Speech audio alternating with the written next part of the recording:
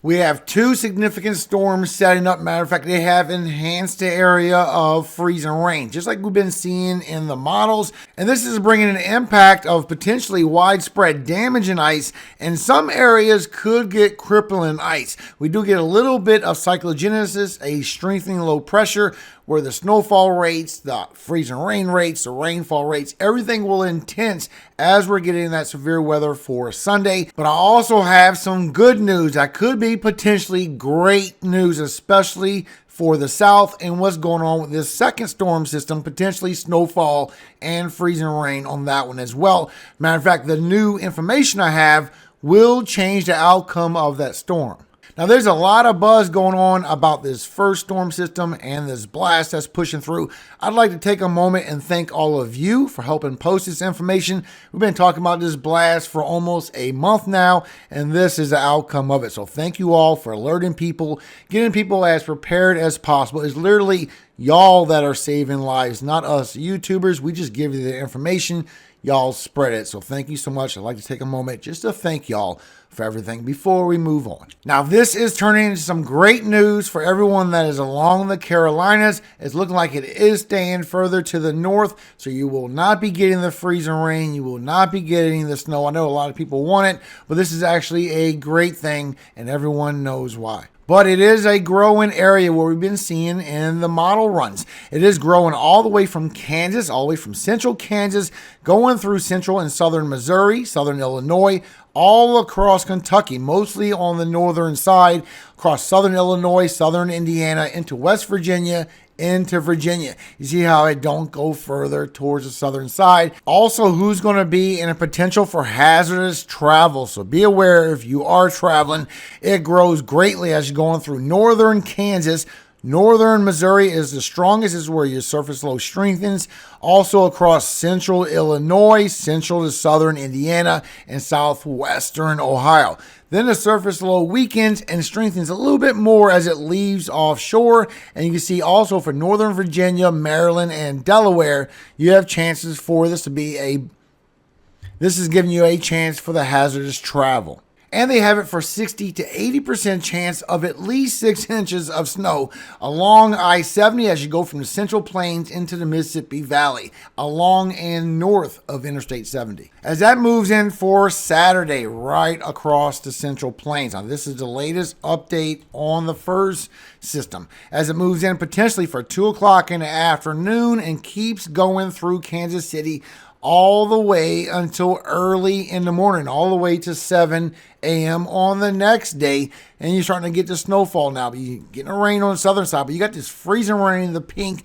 You got this sleet and ice in the red. Remember, the freezing rain is worse. It freezes on contact. All this sleet and ice is bad as well, but it bounces everywhere.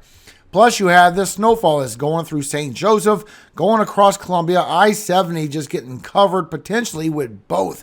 Maybe some mix, a little bit of freezing rain and snow as that moves across.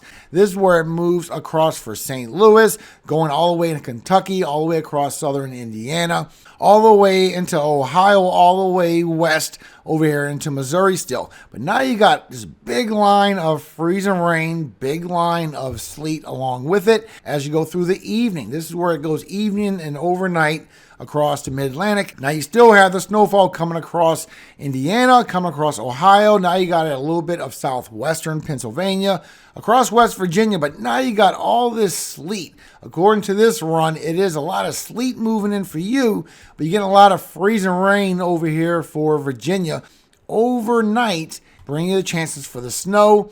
And right after the snow, you could potentially get that freezing rain or that sleet. Now, right as you're going from Saturday into Sunday, Sunday on the 5th is a pretty big day. That's when you're getting all this freezing rain, the sleet, big snowstorm coming with it.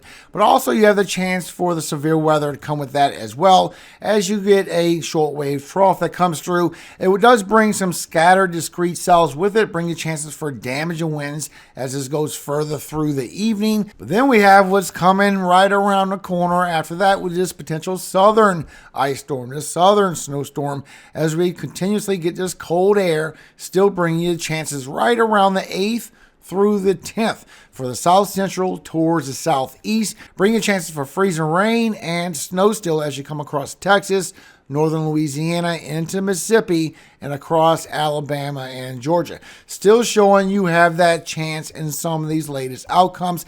I am seeing a little bit of a change. Let me show you the new information. So here's a new area for Sunday for the severe weather. You see it did stretch just a little bit more. So here's your main cities and states within a 25-mile area at risk for severe weather for Sunday. And you can see the general expectation of this is bringing chances for severe wind gusts. Maybe a few discrete cells, but mostly going to be for wind gusts. But still showing it is bringing chances for damage and winds potentially as it goes further towards the east. It could bring 50 miles per hour wind gusts as it continuously goes across from Mississippi, northern Louisiana, and across the Carolinas, and a little bit of Tennessee as well. Now there could be a further outlook for Monday, but they're saying it's for damage and winds. It all depends if it starts getting some more moisture, increasing that severe weather threat. Now let's look at the setup that we're going into, everyone, because this is very serious. Look at our potential velocity anomaly. We still have a lot of favorable environment all the way to the 11th and the 12th, right into our region. Matter of fact, this is going to be an area to watch right over the four corners where we get this cutoff low right around the 8th through the 10th. This will help it intensify. So when you look with the latest updates, look at this. This is your vorticity. You can see this with the Euro, that you still get this cutoff low right around that region. That's where we have a lot of favorable environment.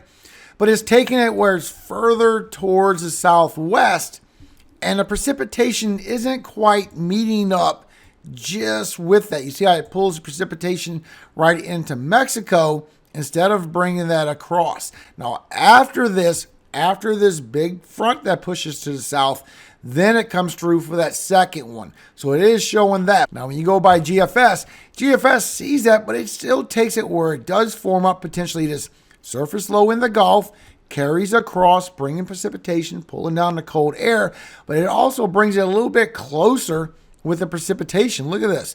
The precipitation gets pulled into the Gulf and feeds the chance for this snow and ice storm. It just feeds it right there instead of taking that right into Mexico. So that's the difference right now. So in doing so, showing as we go by Wednesday afternoon into Thursday on the 9th, showing it could get that surface low. It could bring that storm, bring that freezing rain, bring that snow across the DFW, freezing rain across Louisiana and Mississippi. You can see the legend down here on the bottom, what each color stands for. As that further goes across the east, you can see how it goes on an upwards angle, but it still brings that snowstorm and that ice storm also across the mid-Atlantic towards the 10th on the Carolinas. Now look at the Euro. Being further away with that low pressure system keeps all this precipitation bottled up, and the cold front punches that down, and it don't get no convection right here, building this storm system up, carrying across.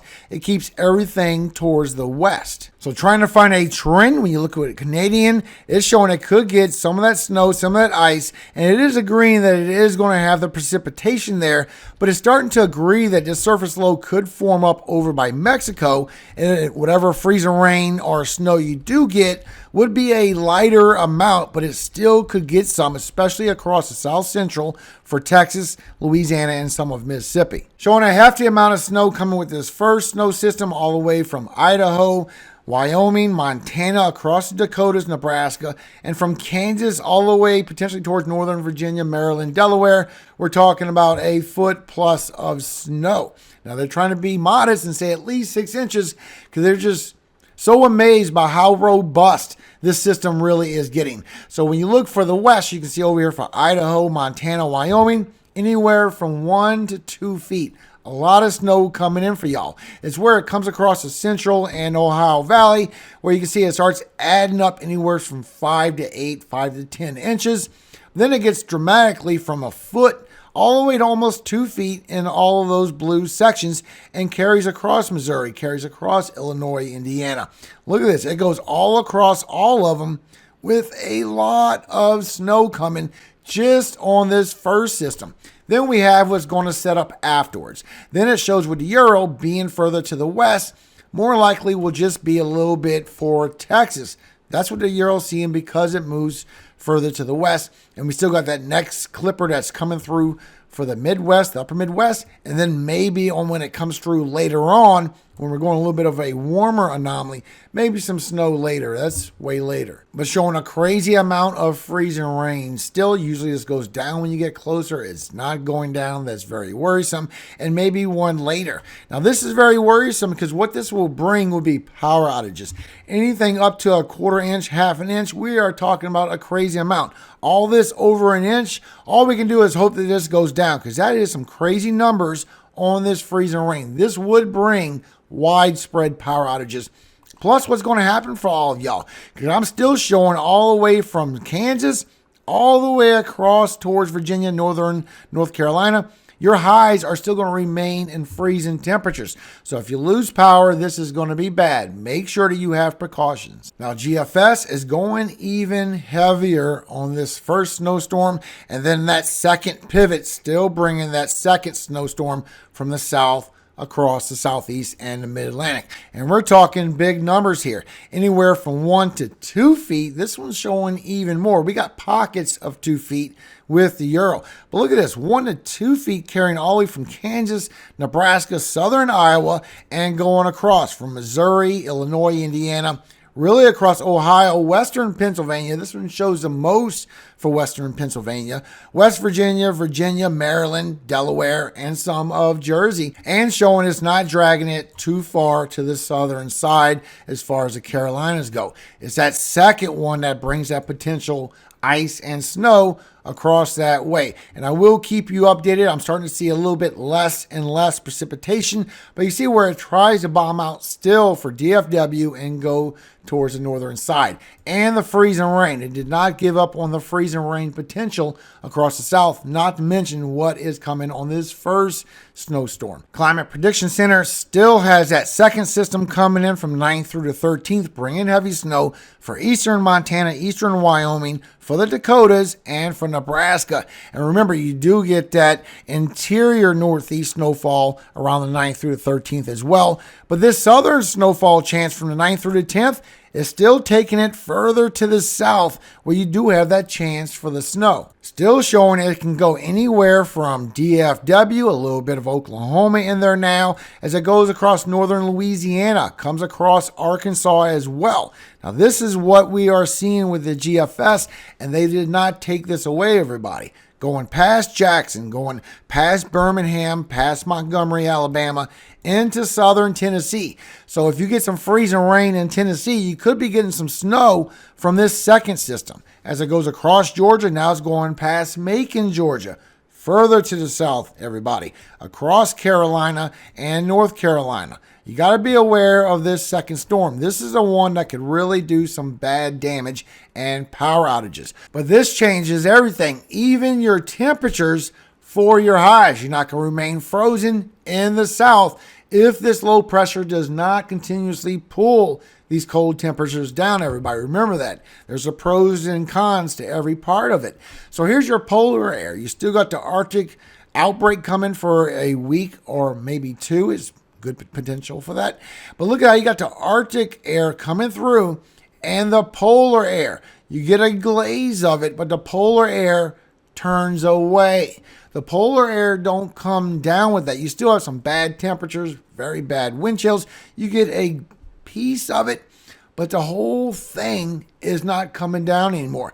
This is only one run. Let's hope that this sticks, but this was coming down towards the Carolinas. And as of right now, it has changed. So we have our cold blast coming all the way down to that -4. That's all the way to Mexico, all the way into the middle of the month. Then the cold air is still going to retract back, and we're going into above average, a warmer February, everyone. So keep the prayers going for all my prayer warriors. God does answer prayers, everybody. Don't let no one ever tell you any different. 1 Peter 3:12. For the eyes of the Lord are over the righteous, and his ears are open unto their prayers. But the face of the Lord is against them that do evil. Amen. Have a great day, everybody. I'll see you this afternoon. This is starting to look like some better news, at least for the south. If you're in this first snowstorm, ice storm that's coming through, make sure you have preparations for power outages, and it could last multiple days with freezing temperatures. Remember, all glory goes to God, our Father in heaven, Yahweh. And I always hope He keeps you safe every single day of your life and forever. Amen. Hallelujah. Amen. Have a great day, everybody. Prepare for those that haven't done it yet.